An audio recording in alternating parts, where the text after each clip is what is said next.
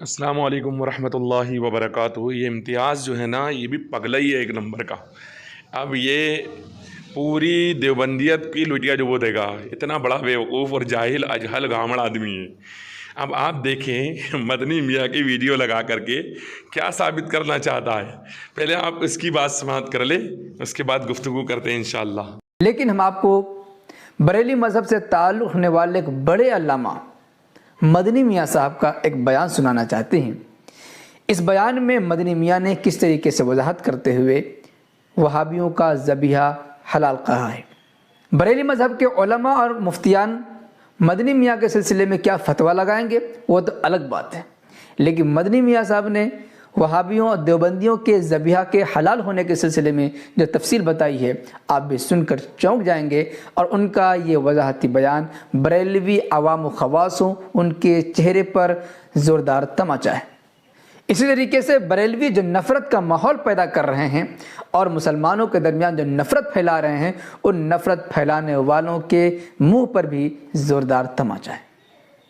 اگلا سوال کسی نے کیا ہے کہ کیا سنی کو وہابی کا ذبح کیا ہوا کھانا درست ہے، جائز ہے؟ ذبیحہ جو حرام ہے وہ کسی کافر کا ذبیحہ۔ آپ نے وہابی کا نام لے لیا۔ وہابی ایک گمراہ جماعت ہے، اس کی گمراہی میں کوئی شک نہیں۔ اس کی گمراہی میں، مگر ان وہابیوں کے اندر کون درجے کفر تک پہنچا، ہمارے جلیل القدر علماء جب انہوں نے پہچان کرائی تو صرف 5 ہیں۔ درجے کفر تک پہنچنے والے 5 ہیں، اور ان کا کفر ان کی کتابوں میں لکھا ہوا، ان کی کتاب مشہور ہے، وہ 5 ہیں۔ ان کی پیروی کرنے والے جو ان کے کفر کو نہیں جانتے، وہ بھی کافر نہیں۔ کافر ہونے کے لیے ان کا کفر جاننا ضروری ہے۔ یہ 5 تو ہیں وہ جنہوں نے کفر کیا، اور میں سمجھتا ہوں 5000 5 لاکھ ہوں گے وہ جو ان کے پیچھے چل رہے ہیں، مگر وہ جانتے ہی نہیں کہ انہوں نے کیا کفر کیا۔ جب جانتے نہیں تو اس کا کچھ نہیں، وہ گمراہ رہیں گے۔ ان سے بچنا ضروری ہے، ان سے گمراہ سے دور رہنا اچھا ضروری ہے، لازمی ہے، وہ سب بات صحیح ہے۔ مگر شرعی مسئلہ اگر آپ پوچھتے ہیں کہ ان کے ہاتھ کا ذبیحہ کیسا ہے، تو اس کے لیے تو کفر کا قطعی علم ہونا چاہیے، اور جو کسی کو ہوتا نہیں ہے، سمجھا، وہ نہیں ہوتا۔ بہت سارے مولوی حضرات بھی ہیں، ان کو بھی نہیں ہوتا، وہ نہیں جانتے، کفر کو نہیں جانتے۔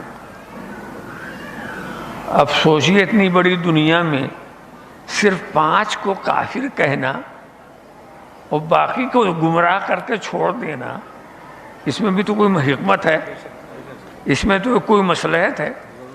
تو آپ نے جو سوال کیا ہے ذبیحے والا معاملہ، آپ یقین جانیے اور امید رکھیے کہ جتنے ذبیحہ کرنے والے ہیں وہ درجے کفر تک نہیں پہنچے،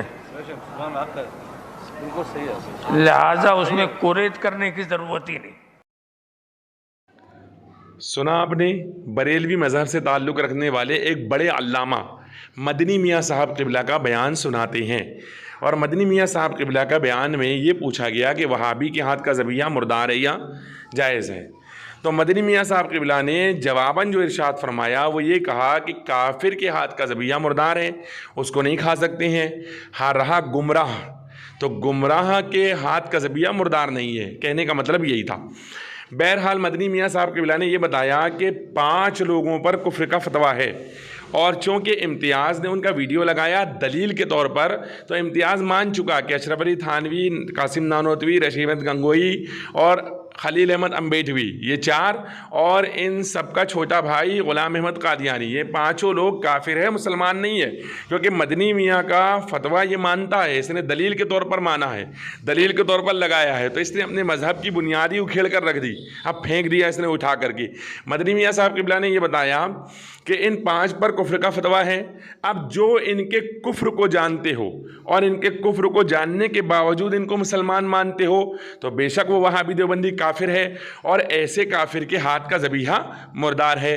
لیکن لاکھوں لاکھ لوگ ایسے ہیں جو ان کے کفر کو نہیں جانتے، یہی تو ہم بھی کہتے ہیں کہ بے شمار لوگ ایسے ہیں جو ان کے کفر کو نہیں جانتے، تو ان پر گمراہی کا فتویٰ ہے، اور یہ تو تمام اہل سنت کا متفقہ طور پر فتویٰ موجود ہے، بات موجود ہے۔ ہم یہ کہتے ہیں جب کہ وہابی کافر ہے، دیوبندی کافر ہے، تو اس وقت ہمارا کہنا یہی ہوتا ہے کہ وہ وہابی جو رسول اللہ سرور کائنات صلی اللہ تعالیٰ علیہ وآلہ وسلم کی شان پاک میں گستاخی کرتا ہے یا گستاخی کرنے والے کو مسلمان مانتا ہے، نہ کہ وہ وہابی جو گستاخی کرتا ہی نہیں، جس کو گستاخی پتہ ہی نہیں ہے، وہ صرف نماز روزے کے چکر میں ان کے ساتھ لگ گیا ہے اور یہ سمجھ کر کے کہ اچھے لوگ ہیں ان کے ساتھ رہتا ہے تو ہم ان کو بھی کافر کہتے ہیں، ایسا تو ہے نہیں، تو ہم اس جماعت کو گمراہ جماعت کہتے ہیں، اس میں کوئی انکار نہیں ہے۔